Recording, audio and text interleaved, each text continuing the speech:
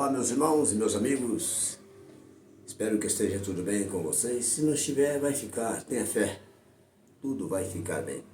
Bom, eu quero de forma bastante resumida e com bastante prudência trazer para ti um assunto, embora polêmico, mas se faz necessário trazermos aqui. Esclarecermos algumas dúvidas. Dúvidas estas que nem todos desejam, pretendem, gostariam de esclarecer-vos.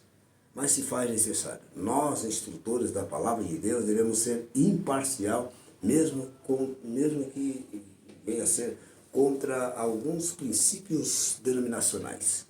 Mas o que mais nos importa é falar o que a Palavra de Deus diz de fato. De forma imparcial, de forma transparente. Precisa haver transparência quando falamos da Palavra de Deus.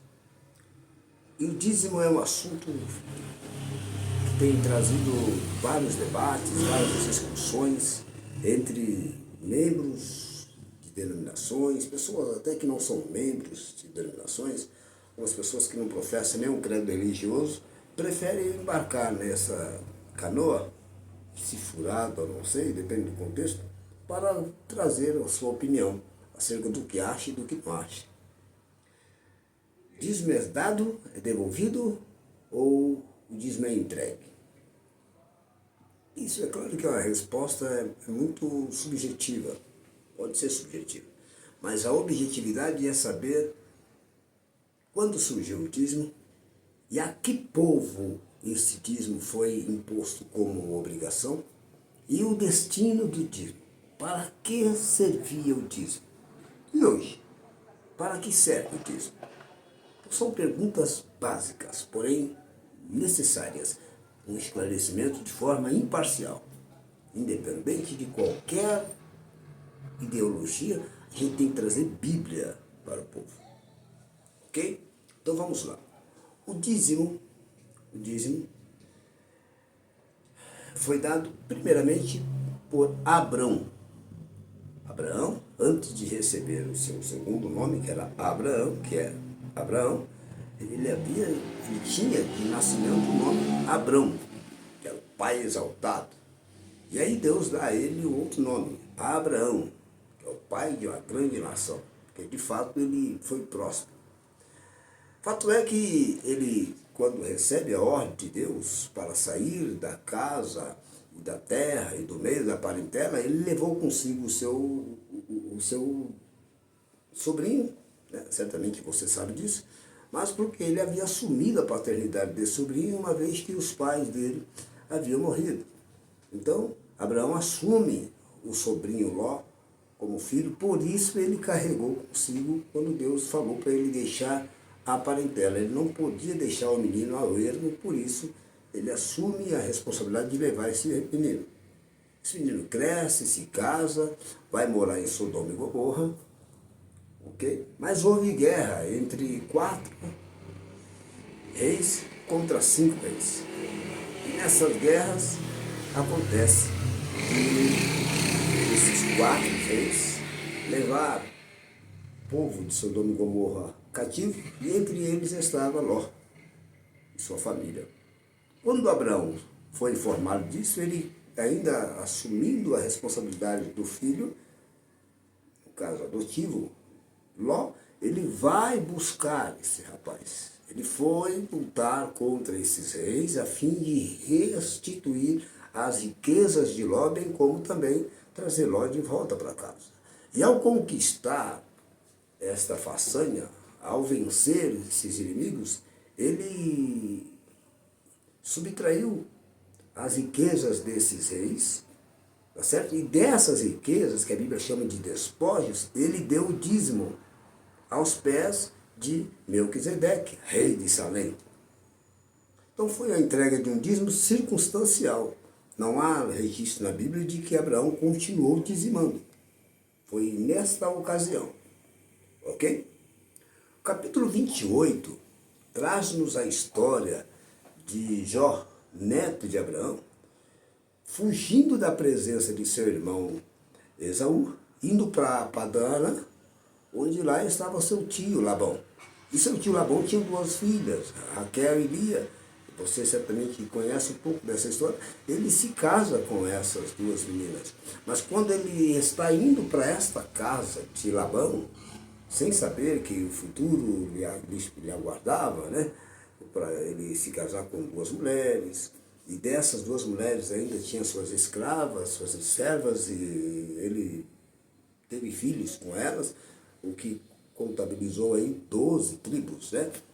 Enfim, mas antes disso, quando ele está fugindo ainda da presença de Esaú para Padã, ele teve um sonho, e nesse sonho ele viu o céu aberto, uma escada, anjos subiam e desciam e tal. E acontece que ele fez um voto ali, que se Deus fosse com ele, naquela viagem, ele tivesse sucesso, tivesse êxito, e voltasse em paz para a casa de seus pais, de onde ele havia saído foragido, ele daria o dízimo de tudo. Ali também percebe-se que era uma entrega de dízimo circunstancial. Não há registro na Bíblia que ele continuou dizimando. Mas pode ser que sim. Só estou dizendo que a Bíblia não relata se ele continuou ou não dizimando. Ok? O que a Bíblia também não faz nenhum registro é sobre a vida de Isaac. Se Isaac foi ou não dizimista. A Bíblia também não faz menção a isso, então eu não vou trazer aqui nenhuma afirmação. Poderia conjecturar? Sim, mas afirmar, não. Porém, o que eu quero dizer com isso é que quando Moisés assume a liderança, dado ao sofrimento desse povo de Israel, os filhos de Jacó, que agora são tribos e cresceram ali no Egito, e estão incomodando os egípcios, dado o tamanho, o crescimento, e aí Deus envia Moisés para tirar esse povo dali. E quando Moisés tira o povo do Egito e leva para o deserto, a caminho da terra prometida, Deus disse a Moisés para que fizesse uma lei, a fim de que essas tribos, os filhos de Israel, dizimassem. Ok? Mas para quê? Observe que quando Moisés confeccionou a arca, o tabernáculo, né? Porque dentro do tabernáculo haveria a arca, que também foi construída, foi confeccionada, houve a mesa de proposição, houve o candelabro, tudo isso havia sido feito, mas não foi com o dízimo. O dinheiro do dízimo era destinado a sustentar os sacerdotes que trabalhavam de forma integral, a serviço da obra, a serviço do povo, tá certo? Então eles eram sustentados pelos dízimos dados por esses filhos de Israel, tá certo? Bem como os pobres também eram assistidos com o dízimo. Alguém pode falar, mas não era dinheiro. Tudo bem, não vamos entrar nesse mérito. É possível a gente trazer um contexto histórico aqui e entender que não existia espécie, não existia dinheiro. Isso aí foi depois de alguns séculos que a gente, em uma ocasião, a gente pode trazer essa questão. Mas antes eles eram produtores, agricultores, então eles ofereciam como dízimo aquilo que eles tinham, tá certo? E desse que eles tinham, eles sustentavam os pobres. Parte daquilo, a 10ª parte, eles davam para o sustento dos pobres. Ok? Quando Malaquias trouxe uma célebre frase dizendo: roubará o homem a Deus, portanto vós me roubais e ainda perguntais em que vos roubamos, no dízimo e nas ofertas. Ali não é uma explicação, ali não é um ensinamento, ali é uma denúncia.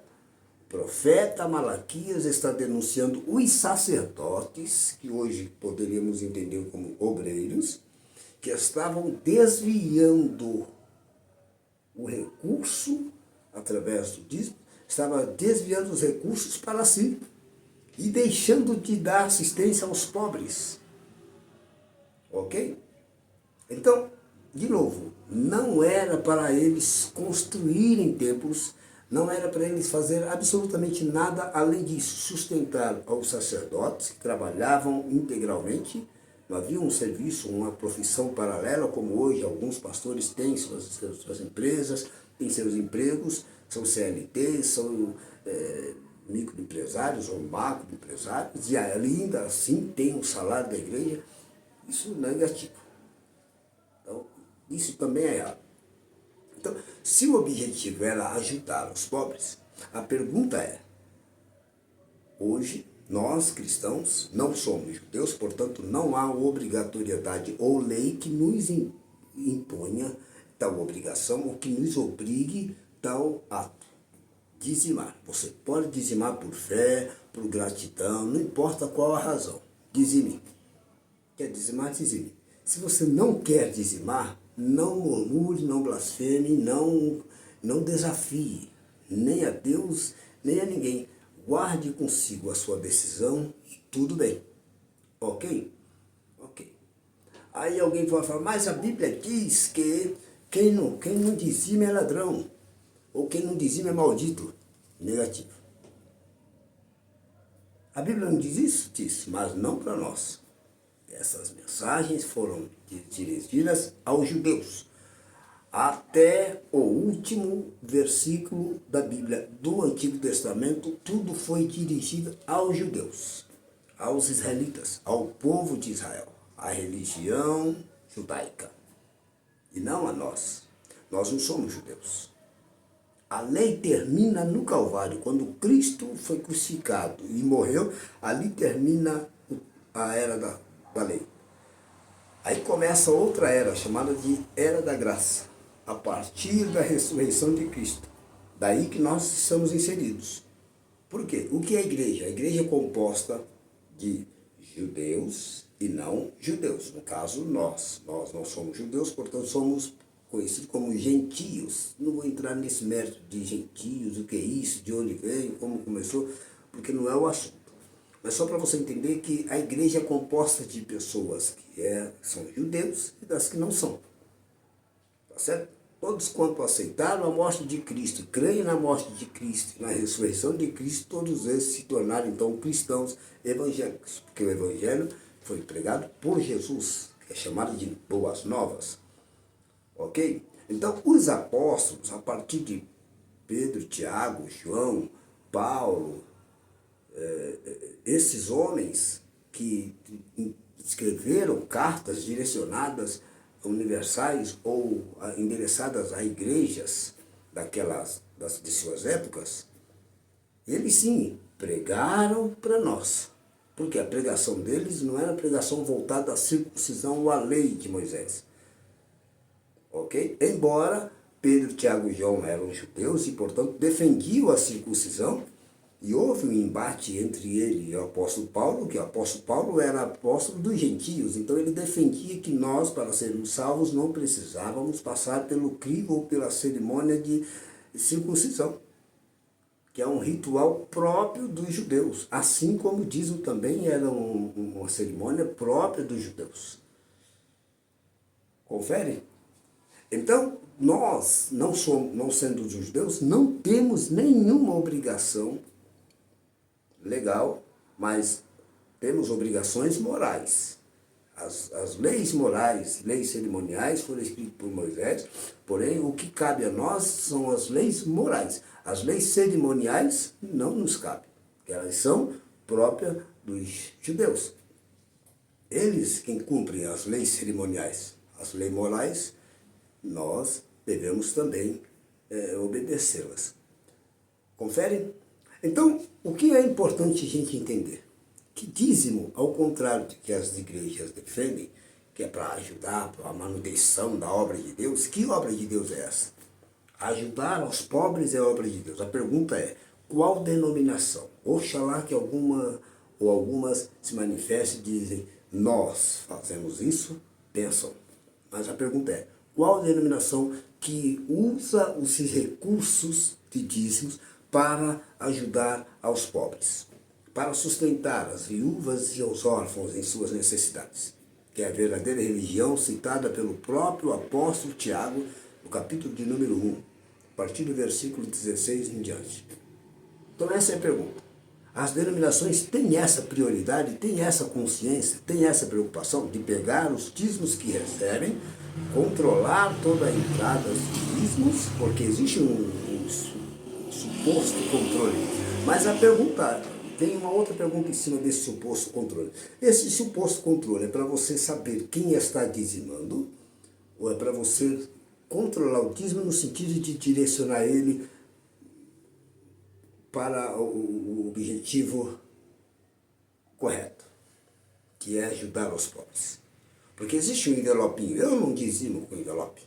Não tem base bíblica nenhuma, que nem os judeus, nem quem não é judeu, deve pegar o dinheiro, colocar no envelope, escrever dízimo e colocar o nome. Esse é um controle das denominações, que eles se espelham na Receita Federal. A Receita Federal gosta de acompanhar a vida financeira do indivíduo para saber se pode ou não explorar dele alguma coisa, inclusive os impostos.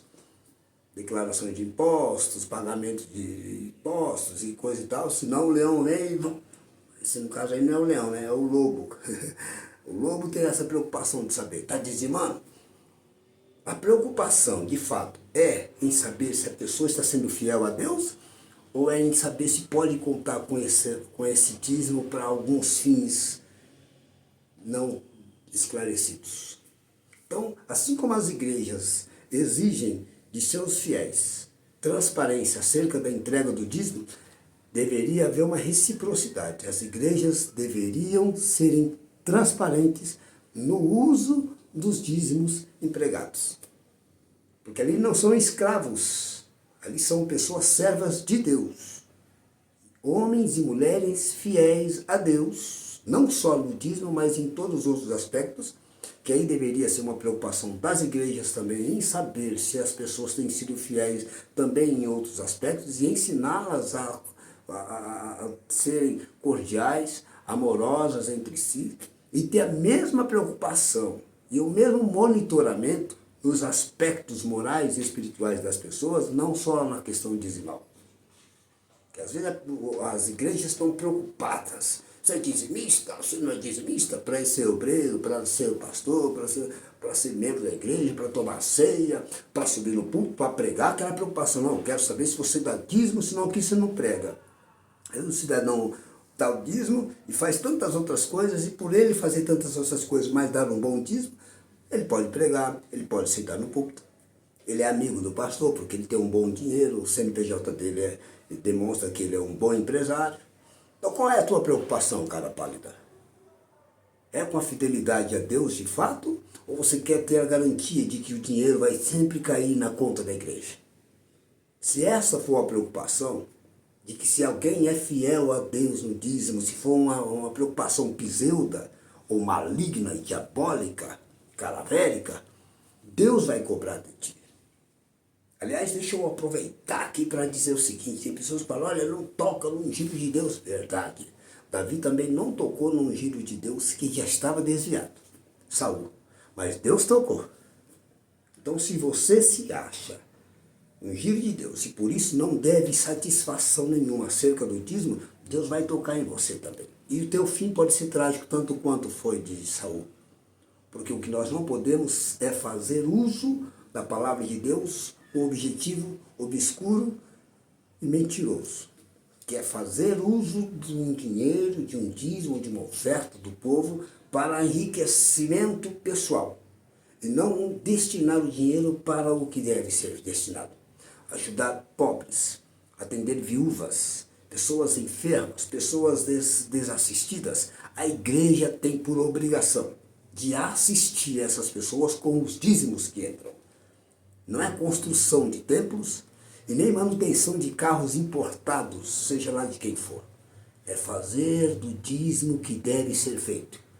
Pobres, procurar saber quem na igreja é pobre, necessitado, é desassistido pelo governo, e a igreja ajudar, se possível até no aluguel, na água, luz, não é só a cesta básica, não é com falsas contribuições e ajudas caravéricas, não, é com o dinheiro do dízimo.